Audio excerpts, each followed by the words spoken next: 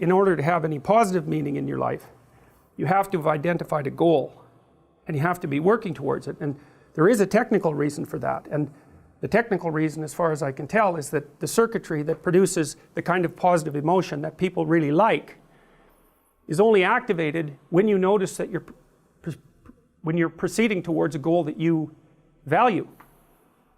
And so that means that if you don't have a goal that you value, you can't have any positive emotion. So technically that's the incentive reward system, and the underlying circuitry is dopaminergic, and when that circuitry is activated, then it's part of the exploratory circuit. It gives you the sense of being actively engaged in something worthwhile. And that's, you tend to think of positive emotion as something produced by reward, but there's two kinds of positive emotion. One is the reward that's associated with satiation, and that's consummatory reward, and that's the reward you get when you're hungry and you eat. But the thing about eating when you're hungry is that it destroys the framework within which you were operating, right? It's time to eat. Well, you eat, and then that framework's no longer relevant. So the consummatory reward eliminates the value framework. And then you're stuck with, well, what are you going to do next?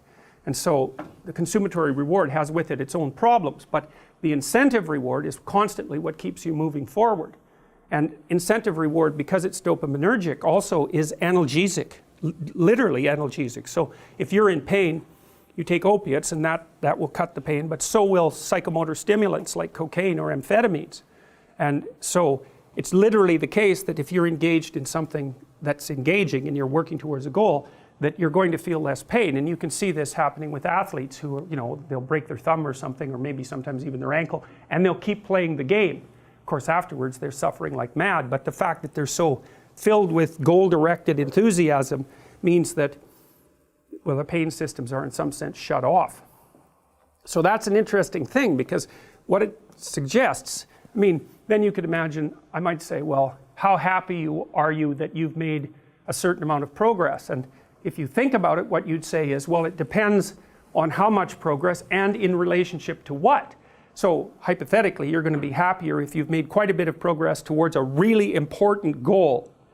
And then you have to think through what it means for a goal to be really important, because that's not obvious. Now, you could say, you're in this class and you're listening to some information, and maybe there's two reasons for that. You might find the information interesting per se, but let's forget about that for a minute.